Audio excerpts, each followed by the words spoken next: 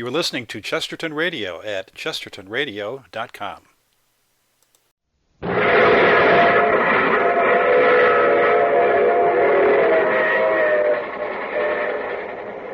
Mutual presents The Mysterious Traveler.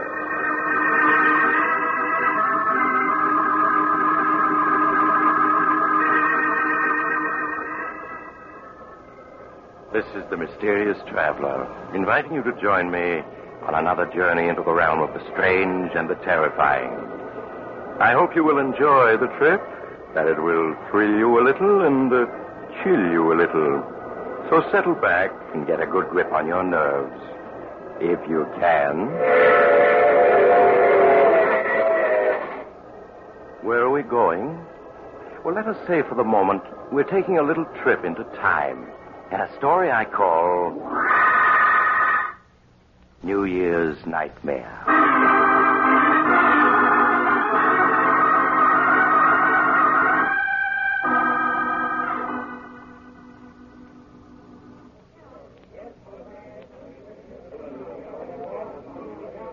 As the old year entered its last minute, the crowds at the Club Tropicana were waiting expectantly for the clock to strike midnight.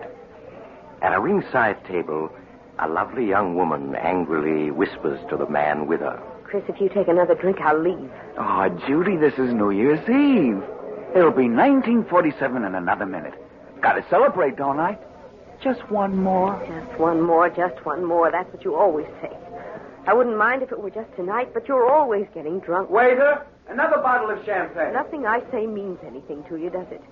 Do you think because I've forgiven you a dozen times in the past, I'll do it again? But you're wrong, Chris.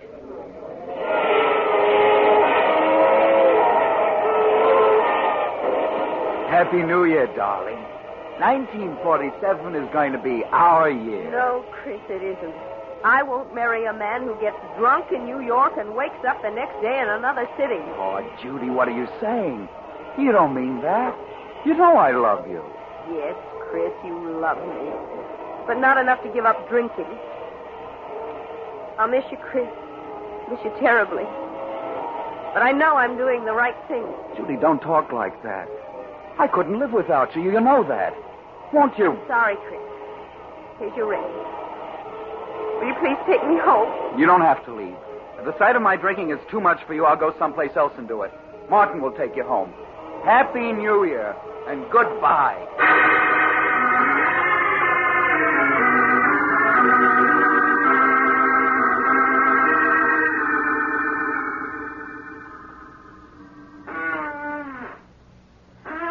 Do you mind finishing that drink, mister?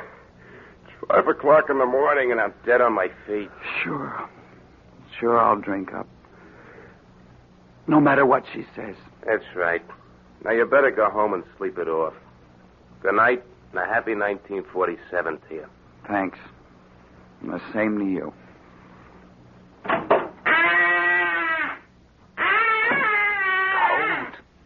Gotta find another bar. New Year's. Gotta celebrate. Another bar across the street.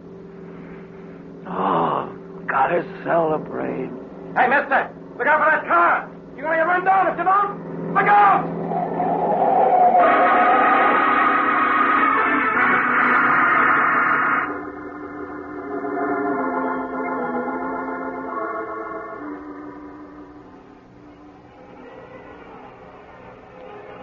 Oh, my head. Oh, it feels so funny. What's that noise? Those horns. Well, darling, it's midnight. New Year's. Oh, my head, it's throbbing so. Where am I? How did I get here? Why, darling, you live here. Live here? What are you talking about? Charles, I'd better call Dr. Smith. You look so strange. Hello? Connect me with Dr. Smith's apartment, please. Never seen this place before. Hello, Doctor? This is Blanche Arnold. Yes, it's Charles. He isn't well. Could you come to our apartment at once? Oh, thank you. Goodbye. What do you mean, I live here? Who are you? Where am I? I'm your wife, Charles. This is our home, don't you remember? You're my wife. You can't be. I'm not married. What am I doing here? What's your game? Charles, can't you remember anything about us? What are you talking about? I never saw you before. And why do you keep calling me Charles? My name is Chris. Chris Andrews. Chris Andrews. So that's what the initial CA stood for. Oh, that noise out there. What are they making such a racket for? Because it's midnight, New Year's Eve. Midnight? New Year's Eve? But it was midnight hours ago when I left the Club Tropicana. What are you talking about? Oh, that must be Dr. Smith. I'll answer it. Dr. Smith? I don't know any Dr. Smith. Oh, come in, Doctor. I'm so glad you're here. I think it's the amnesia. It seems to have left him all of a sudden. Charles? It's Dr. Smith. I don't know him, and I don't know you. And please stop calling me Charles. I told you my name is Chris Andrews. Mm-hmm. Won't you sit down, Mr. Andrews? I'd like to talk with you for a few minutes. What about? Tell me, Mr. Andrews, what's the last thing you remember before finding yourself in this apartment? Why, Judy. She and I were at the Club Tropicana, celebrating New Year's Eve. I see. I remember we quarreled about my drinking. I walked out on her and had a few drinks someplace else. Mm-hmm. That's all I can recall. Oh, my head. I've had hangovers, but I've never thought like this before. What time is it? It's just 4 minutes after 12. But it can't be 4 minutes after 12 New Year's Eve. That was hours ago when I left the Tropicana. Mr. Andrews, that was New Year's Eve, 1947. What do you mean, that was New Year's Eve, 1947? This is New Year's Eve, 1948. 1948? What are you talking about? It's 1947. Well, here's the morning paper. You can see the date for yourself. Thursday, January 1st, 1948. No, it can't be. It can't be. A year gone? Just like that? Well, where did it go? I haven't lived it yet. Perhaps you'd better let me clear up a few things for you. 1948. My name is Smith. I was a resident physician until recently at the Park Hospital. While I was on duty last New Year's Day, 1947, you were brought into the hospital seriously injured, having been run over by a car. When you recovered consciousness 5 days later, you didn't know who you were. You were a victim of amnesia. Amnesia? Yes, and we didn't know who you were as you had no identification papers. But my wallet, letters... They were gone. The only clue to your identity was a belt buckle with the initials CA on it. We didn't know your real name, so I called you Charles for the C. Blanche was your nurse. I've always liked the name Charles. And as for your last name, we thought Arnold was as good as any, so you became Charles Arnold. But what have I been doing since the day I recovered consciousness? Well, you weren't discharged from the hospital until May. Then you went to work as an insurance clerk. As an insurance clerk? But I don't know anything about being a clerk. I'm a reporter. Well, there was no way of learning what your occupation had been. So when Blanche learned of this opening in an insurance office, you applied for the position. And that's where I've been working? Up to now? Yes. And then after you got your job, we were married. Married? Charles. Chris. Don't you remember? I'm afraid, Blanche, she really can't. Married? But Judy... Oh, it's like a dream. My head keeps throbbing. I keep expecting to wake up. There's that date in the paper. January 1st, 1948. Doctor, you said he might never get over his amnesia. Well, that was a strong possibility, but apparently the sounds of New Year's brought back his memory. You're gone just like that. Judy. My friends. Job. All gone. Doctor, where am I? What's the address of this apartment house? You're at 5718 North 13th Street, Philadelphia. Philadelphia? But how did I get to Philadelphia? That we don't know. All that I can tell you is that your accident occurred just a few blocks from here. Darling, I know what a shock it must be. Strange. You must have called me darling many times in the past. And yet this is the first time I've ever heard you call me that. Yes, I know. What did you say your name was?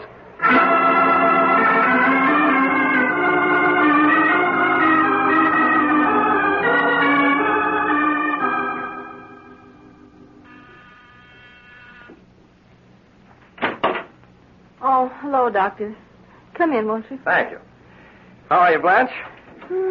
All right, I suppose. How's Chris getting along? He's fine. It's just... Why, Blanche, what's this? I've never seen you cry. Here. No, it's just that everything's so changed. Those 6 months Chris and I were married before he regained his memory were the happiest of my life. And now? This past month since he got his memory back, it's been as though I were married to a stranger. It isn't as though he doesn't try to be nice to me, but it's also obvious he doesn't love me. Now, Blanche, you mustn't say that. It's true, I tell you. How can a man love a woman those first 6 months as he loved me and then fall out of love with her when he's regained his memory? Well, you must have patience, Blanche. It will take time for Chris to adjust himself to what's happened. He fell in love with you as Charles Arnold, and I'm sure he will as Chris Andrews. You just must give him time. Chris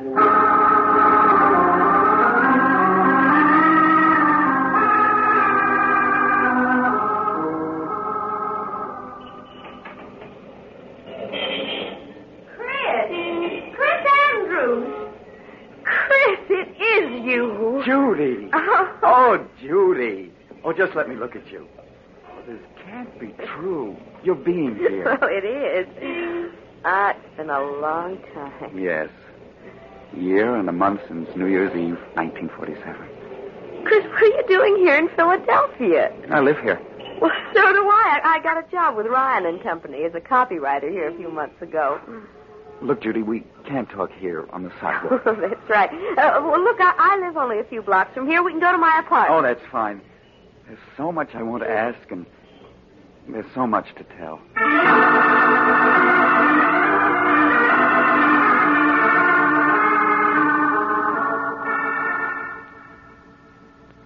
Here, let me have your hat and coat. Thank you.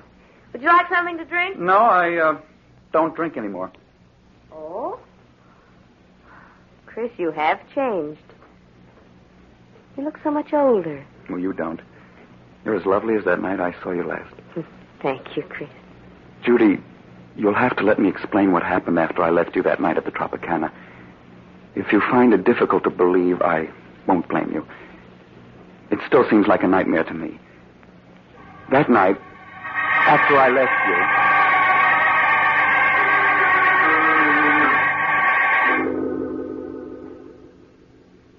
And so now you know everything. From the moment I last saw you to this one. Oh, no wonder you look different after having gone through an experience like that. Well, you're all right now. You know who you are. You're happily married. You have a job. I'm not happily married, Judy. Chris, you mustn't talk like that. Surely you must have loved your wife if you married her, and she hasn't changed. Judy, there's never been anyone for me but you. You know that. And you still feel that way about me. No, I don't. When we met tonight, that old look was still in your eyes. You do care. You know you do. Please, Chris, no matter how I feel about you, it's over now. You're married, and that's all there is to it. I wish you'd go, and I don't want to see you again.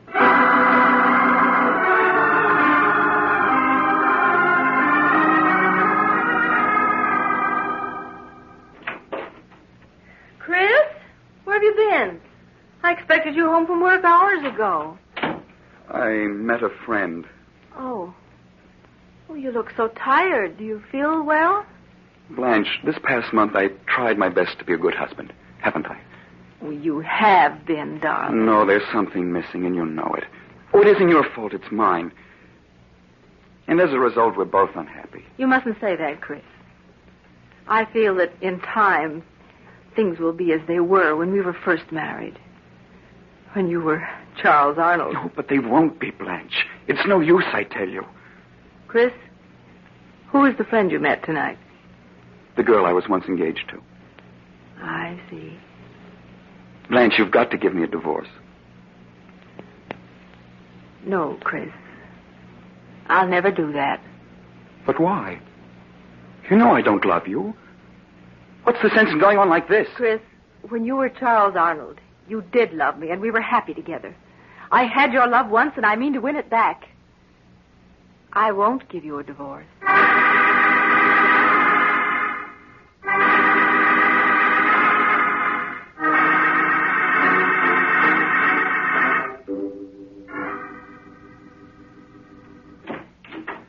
Hello, Judy. Chris,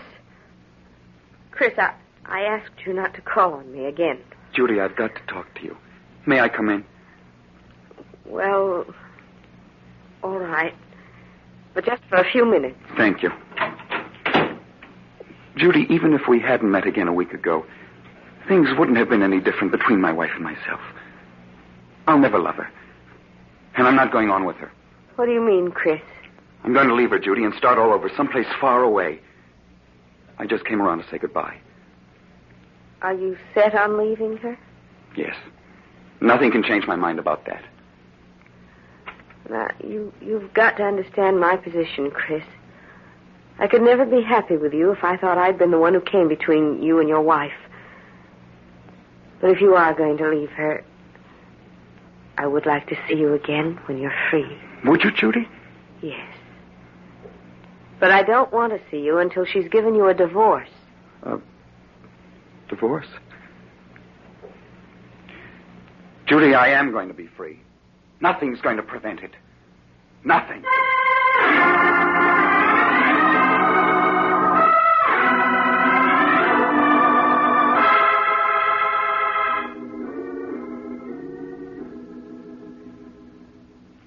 Blanche, how would you like to go out tonight? Go out? Yeah, we might take in a show or go dancing. Didn't I ever take you out when I was Charles Arnold? Oh, why, yes. We used to have wonderful evenings together then. Well, why not now? Unless you don't want to. Oh, Chris, there's nothing in the world I'd rather do. Hey, why the tears?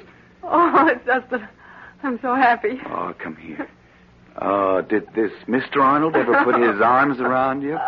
Like this? Oh, yes, often.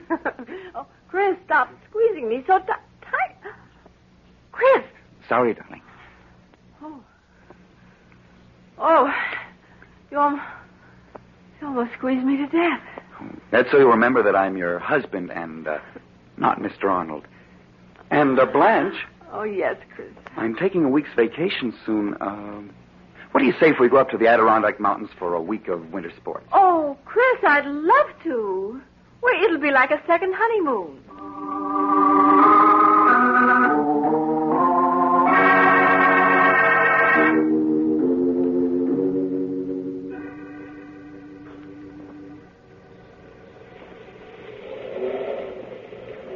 Blanche, you all right? It's only a few more feet to the top. I'm coming, darling. Where are you? Oh, there you are. Oh, Chris. Oh, the view is wonderful from here, isn't it? You're right. Being up here is like being alone in the world. Yes, just the two of us. Oh, this past week's been a wonderful one, Chris. I've never been so happy. Nor have I. Oh, be careful, Chris. Don't go so near the edge. That canyon's 4,000 feet deep. Oh, this ledge is perfectly safe. Come over here and take a look at the valley below. All right. Ooh, please keep your arms around me, Chris. Looking down like this frightens me. There. You're safe in my arms. Chris, why are you looking at me that way? What way, dear? I don't know. Is your head throbbing again? No, dear. I don't suppose you've changed your mind about giving me a divorce, have you? Giving you a divorce? But I thought we were so happy together. Yes, that's the impression I meant people to get. Chris, you can't be serious. Well, everything's been wonderful these past few weeks. Oh, I see it won't be any use trying to talk you into it. What do you mean? I'm sorry, Blanche. I don't want to do this, but you've given me no alternative. It's really your own fault, that you must die. Let go of me. Let go. No use struggling, darling. No one can see or hear you, and you can't possibly escape. You can't throw me off that ledge, Justice, and I'll hang you. I don't think so, dear. We've been so happy these past few weeks. I'm sure the police will see it as an unfortunate accident. Stop pushing me toward the edge. Chris, don't. I'll give you a divorce. I'll give you anything. I'm afraid it's too late for that.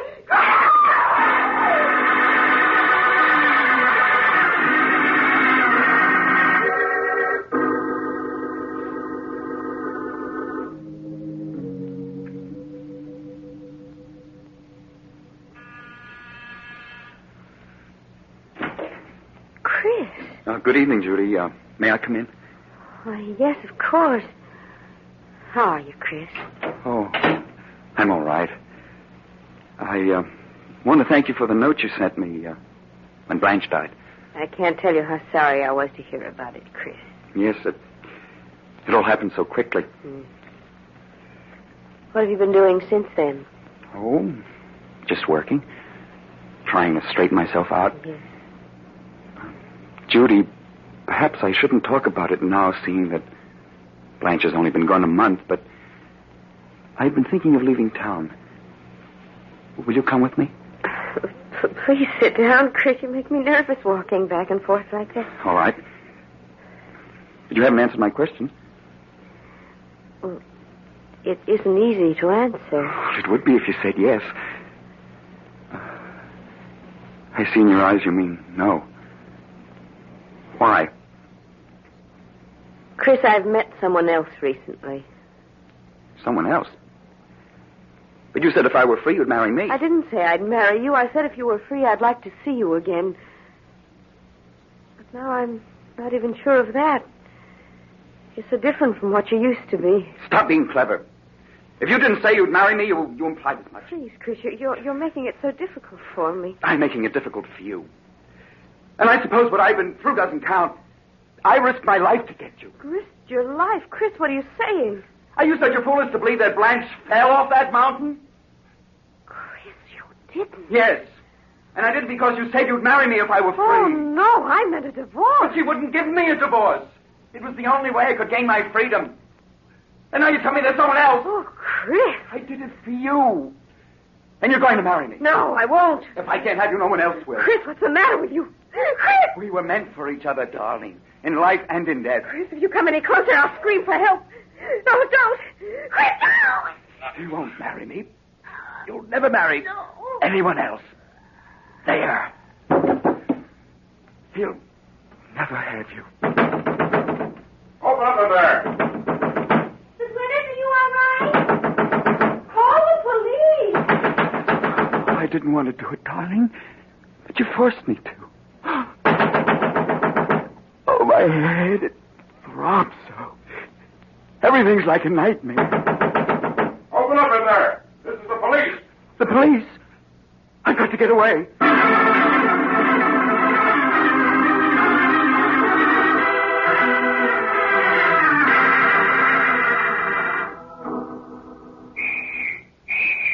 Oh, they're closing in on me. There's no escape from this room. Let's work our way down from this end of the road to the other. They'll never take me alive. Never. I've got 5 bullets. 4 for them and the last for myself. Hey, easy now, Joe. You maybe had me behind one of those chimneys. Oh, my head. It keeps throbbing so. If I could only think. Oh, this can't be real. It's like a horrible dream. They're coming for me. Right. There's someone behind that chimney over there. Get under cover. They'll never take me alive, never. I'll show them. Keep down, Mike. Why don't you come and get me? Afraid to shoot it out with me, huh? I'll show you. Come on, Mike. His gun is empty. Oh, empty. You'll never take me alive. Never! He's climbing up on the ledge. It's 15 stories down. I'm coming, Judy. I'm coming. He's going to jump. I'm falling. Falling!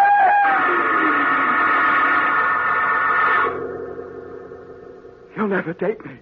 Never. I'm falling. Falling. Doctor, the patient's recovering consciousness. Yes, you're right. He's opening his eyes. Oh, my head.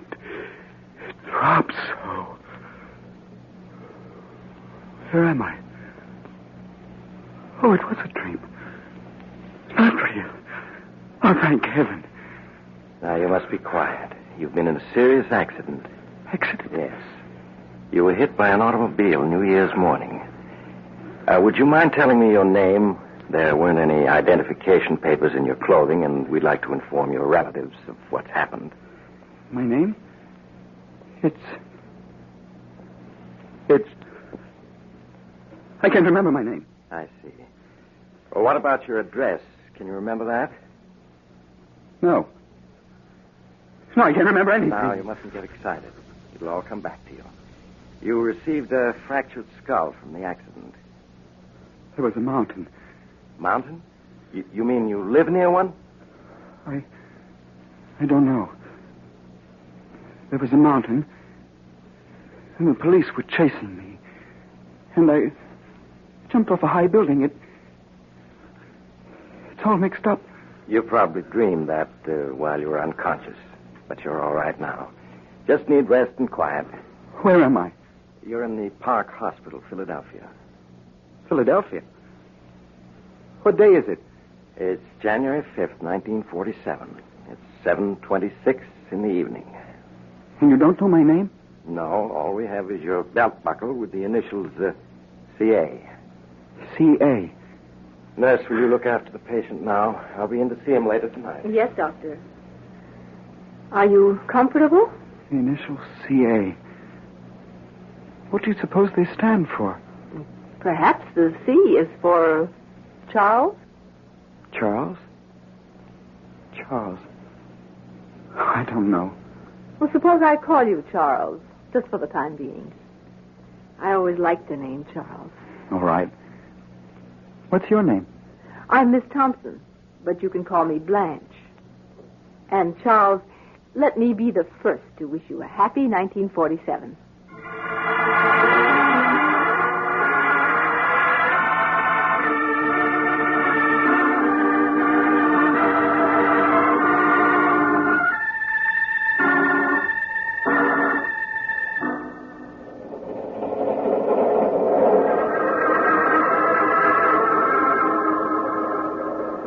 This is the mysterious traveler again. Have you enjoyed our little trip? Oh, by the way, I want to wish you all a very happy New Year. And I do hope you'll be careful about making new acquaintances. And perhaps you'd better keep an eye on the old ones, too. For after all, who can foretell the future? Not even Chris Andrews, or should I say Charles Arnold, knows what's in store for him. But we do, don't we? And speaking of the future, Oh, you're getting off here. I'm sorry. But I'm sure we'll meet again. I take this same train every week at this same time.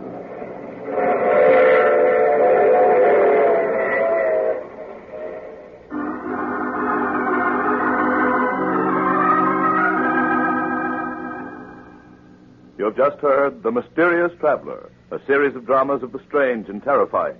In tonight's cast were Maurice Toplin, Stuart Brody, Louise Fitch, Hester Sondergaard, and Mort Lawrence. Original music was played by Doc Whipple. The Mysterious Traveler is written and directed by Bob Arthur and David Cogan. Listen next week over most of these stations to a tale titled No Grave Can Hold Me. Another Tale of the Mysterious Traveler.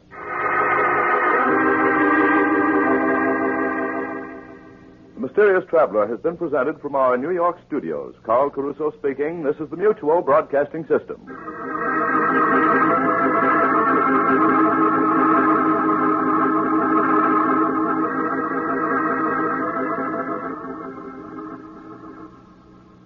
This is Chesterton Radio, your home for podcasts of works by G.K. Chesterton, plus drama, comedy, mystery, science fiction, big bands, and much more. The soundtrack to your Chesterton day at chestertonradio.com. There are people in most countries who would like to live in the Republic of the United States or the Dominion of Canada where that good Olga coal is sold. The citizens of our free countries are the envy of many people elsewhere, because of the personal freedom which we have enjoyed. Why, then, doesn't every country adopt a form of free government? One answer is that, unfortunately, there are people and parties in many nations who are so greedy for power that they will sacrifice the freedom of their fellow countrymen to obtain power for themselves. History, even recent history, is replete with such instances. That is why the citizens of the Republic of the United States and the Dominion of Canada must be careful to recognize at its very beginning any movement to steal or limit their freedom. That is not always easy. The man who would enslave a free people doesn't begin by saying, "Now I'm going to be your dictator." Instead, he probably will claim that he is a devoted supporter of personal freedom, but all the while he will support policies that weaken and undermine personal freedom. Such a man will deny any totalitarian aims, but free citizens must not be deceived by such denials.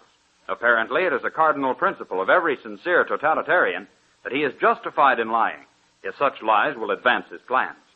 In these times, no public figure and no party or organization supporting such a person can be accepted without careful consideration. Every public figure and organization must be carefully scrutinized, and if their real aims are to limit or to destroy our freedom as individuals, they must be opposed. This is Chesterton Radio, and the defeated. true, good, and beautiful at chestertonradio.com.